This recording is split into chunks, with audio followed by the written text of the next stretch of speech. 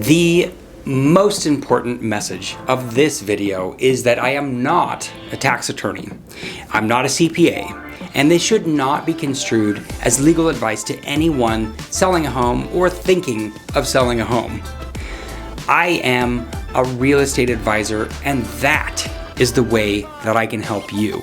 Negotiating offers, positioning yourself in the market, marketing, those sorts of things. This video is an attempt to understand the complicated considerations of capital gains when you sell a home after fewer than 2 years of ownership.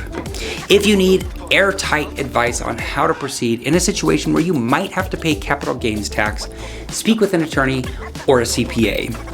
The capital gains tax of selling a home after fewer than 2 years of ownership is a beneficial policy for both buyers and sellers, as it encourages people to invest in housing and helps to prevent potential market distortions.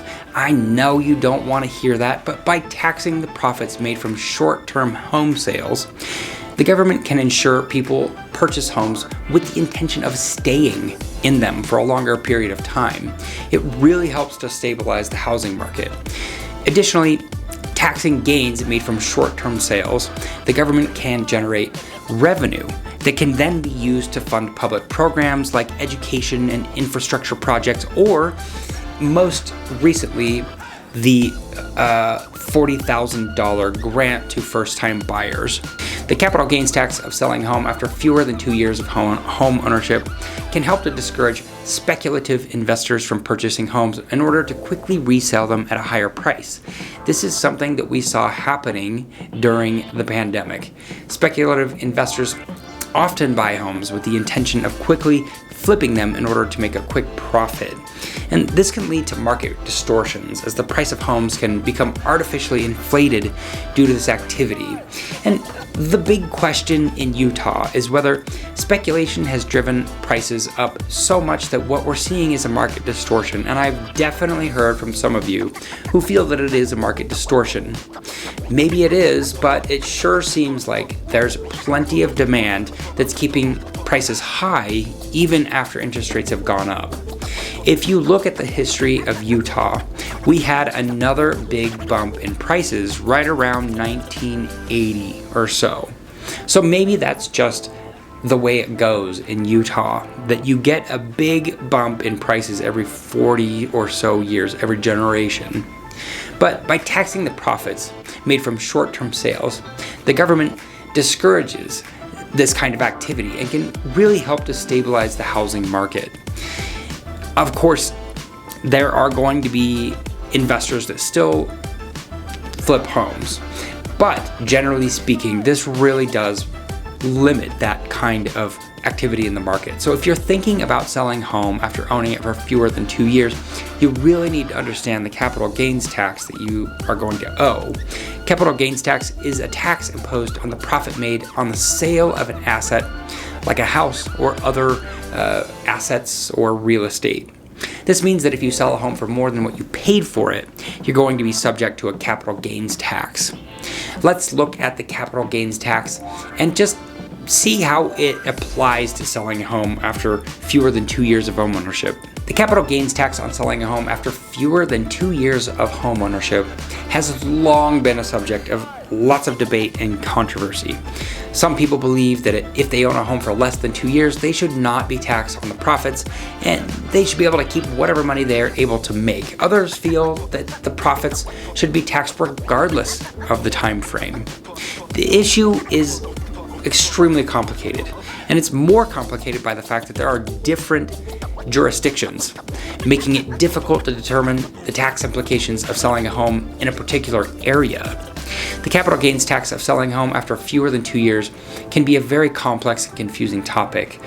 The capital gains tax is a tax on the profit made from the sale of a capital asset like a home. The amount of tax owed on the sale of a home depends largely on how long the home was owned before it was sold. If a home was owned for more than 2 years before it was sold, then the capital gains tax is typically lower than if the home was owned for less than 2 years. When a home is sold after fewer than 2 years, the tax rate is determined by an individual's income tax bracket. For example, If an individual is in the 10% or 15% tax bracket, then the capital gains tax is 0%. However, if an individual is in the 25, 28, 33, or 35% tax bracket, then the capital gains tax is 15%. Finally, if an individual is in the highest tax bracket of 39.6%, then the capital gains tax is 20%. In addition to the capital gains tax, there are going to be other taxes that may need to be paid when selling a home after fewer than 2 years. You've got state and local taxes, which vary depending on where the home is located. It's going to be fees associated with transfer taxes, recording fees, title insurance fees. So it's important to keep these additional taxes and fees in mind when you're calculating the overall cost of selling a home after fewer than 2 years. It really could add up and change the calculus of whether you want to do the sale in the first place. When selling a home after fewer than 2 years, you really should consult with a tax professional who can help determine the amount of capital gains tax that you're going to owe, or if there's a way to avoid that. Additionally, a tax professional can help to determine if there are any other taxes or fees that need to be paid. So it's important to keep very good records of the sale of the home to accurately account for all the taxes and fees necessary. The capital gains tax of selling a home after fewer than 2 years can be a significant financial burden.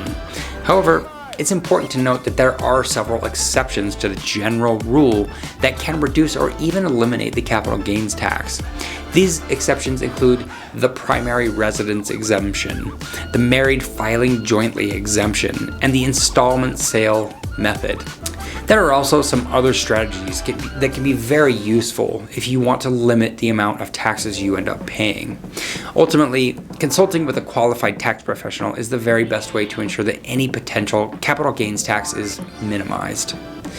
If you have any questions about these things, I have a wonderful CPA and also tax attorney that I would love to put you in touch with.